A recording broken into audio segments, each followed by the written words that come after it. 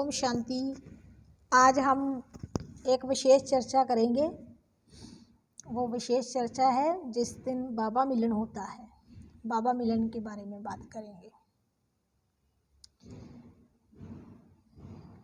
आजकल बहुत सारे भाई बहन समझते हैं बाबा तो आते नहीं हैं। इस पर तो बहुत सारी क्लासेस हो चुकी हैं।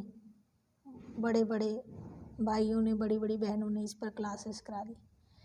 लेकिन हमारा जो टॉपिक है ना, वो है छोटी छोटी लेकिन काम की बातें।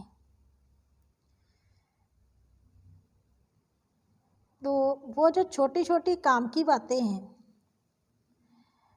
उन पर हमारा कई बार ध्यान नहीं जाता, तो वो बात करेंगे हम।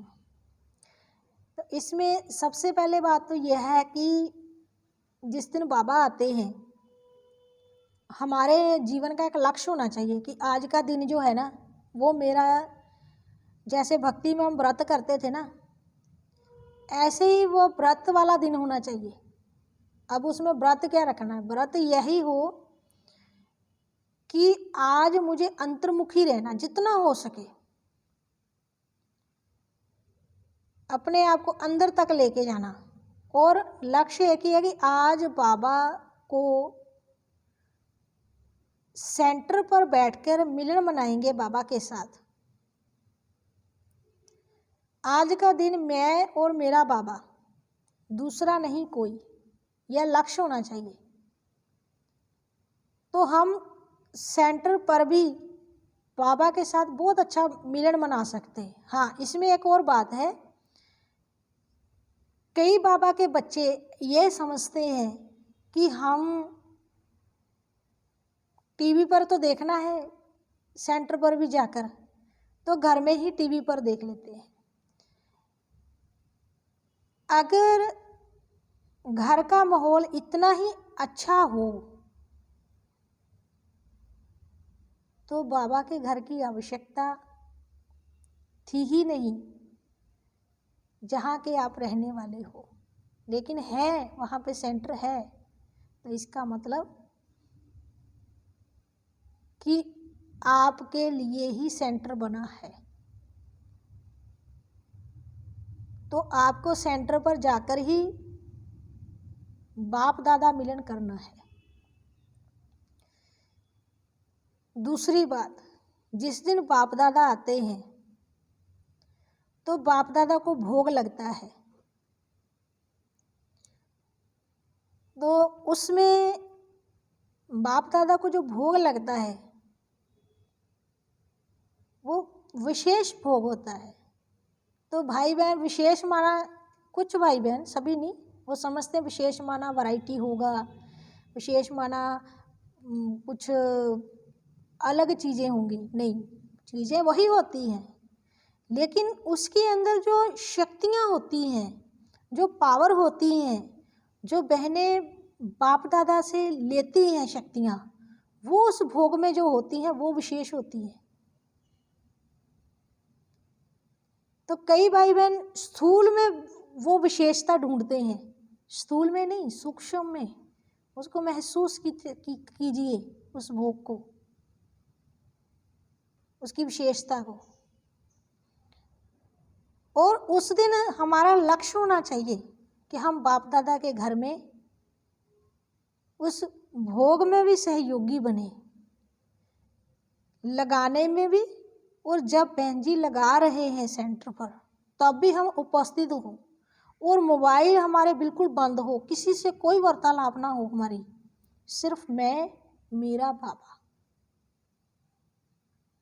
ना खुद डिस्टर्ब हुए, ना किसी को डिस्टर्ब करें, ना कोई आपके कारण डिस्टर्ब हो, ऐसी कोई गतिविधि ना हो। उसके बाद जब बाबा को भोग लगा, उसके बाद क्या होता है? उसके बाद फिर बाबा आते हैं हमारे सम्मुख, दादी जी आते हैं, उनमें बाबा प्रवेश करते हैं। तो हम क्या करते हैं, कई बार सोचते हैं थोड़ा बाहर चले जाते हैं, थोड़ा घूम लेते हैं, जहाँ उठकर सोचते हैं कि चलो अब घर में जाके बाकी का प्रोग्राम देख लें। नहीं, बाप दादा को अनुभव करो कि वो टीवी में नहीं है, वो मेरे सामने बैठे हुए हैं। उनसे दृष्टि लीजिए। बाबा हमको दृष्टि दे रहे हैं और हम और ही संकल्पों में उलझ गए। दुनिया में कोई भी काम इतना आवश्यक नहीं है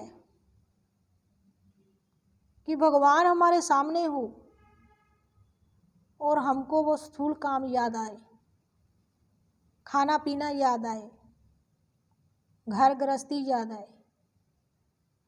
दुनिया में जब सब साथ छोड़ देते हैं, जब सभी प्रकार के रास्ते बंद हो जाते हैं, तो कहाँ जाते हैं? दुनिया वाले क्या कहते हैं? अरे अब तो आपको भगवान ही मदद कर सकता है। और जो मदद करने वाला है, हजारों भुजाओं वाला है, हम उसको छोड़कर अपने और कार्यों में बिजी हो रहे हैं। ये अच्छी बात नहीं है। इन बातों पर ध्यान होना चाहिए। उसके बाद बाबा जो सुना रहे हैं उसके लिए हमारे हाथ में कॉपी पेंसिल होना चाहिए। बाबा जो भी कह रहे हैं, आपको जो भी भाषा आती है उस भाषा में लिखे, जितना लिख सकते हैं उतना लिखे, और हर लफ्ज़ को ये समझें कि ये मेरे लिए ही कहा बाबा ने। बाबा मुझे ही सुना रहा है स्पेशली, आसपास मत देखिए उसको सुनाया इसको सुना, नहीं, मुझे सुना रहा है बाबा, मुझे ही सुना रहा है। आज बाबा स्पेशल मेरे लिए आया। तो जब आपके अंदर ये अनुभूतियाँ होंगी तो आपकी स्थिति जो होगी वो बहुत बहुत अच्छी होगी। आपका बाप दादा मिलन इतना अच्छा रहेगा ना, आपको ऐसे लगेगा कि जैसे हम मधुबन में डायमंड हॉल में बैठकर बाप दादा के सामने आज बाप दादा मिलन करके आए हैं। अपने खान पान को उस दिन शुद्ध रखें, उससे भी 2-3 दिन पहले ही शुद्ध रखें, हफ्ता रखें वो उससे भी बढ़िया है। और साथ में अपनी योग साधना करें और दूसरों को भी उत्साह दें कि आप भी उस चीज़ को फॉलो करो, हम भी ऐसे करते हैं। तो कुछ लोग ऐसे होते हैं कि वैसे तो अपने आप को बहुत समझते हैं कि हम ज्ञानी हैं, लेकिन ये जो छोटी छोटी बातें हैं ना, इस पर कभी कभी ध्यान नहीं होता। तो वो सोचते हैं कि यह करते हैं तो चलो हम भी करते हैं, देखने से भी कुछ करते हैं ना। जैसे मानो एक भारत में एक है, वैसे तो मनुष्यों में सभी में है कि एक को प्यास लगेगी ना तो दूसरा कहेगा चलो मैं भी थोड़ा पी लेता हूँ। तो ऐसे ही इन चीज़ों में भी आप दूसरों को उत्साहित कर सकते हो, दूसरे को गाइडलाइन देने के लिए गाइड बन सकते हो। बाबा ने हमको पंडे भी बनाया है ना, तो इन चीज़ों पर अपना ध्यान होना चाहिए। उसके बाद जब बाप दादा मिलन पूरा हो, बाबा ने तो भोग अभी किया नहीं, लगाया नहीं, खाया नहीं, भोग लग गया, लेकिन उसके बाद लगाते हैं ना, सभी खिलाते हैं स्टेज पर, लेकिन हम पहले तैयार हो जाते हैं हमको भोग मिले। नहीं, देखो निमित्त बहने हैं, उन्होंने भी बाप दादा मिलन करना है। जितना अधिकार आपका है बाप पर उतना बच्चों का भी है, सभी बच्चों का है।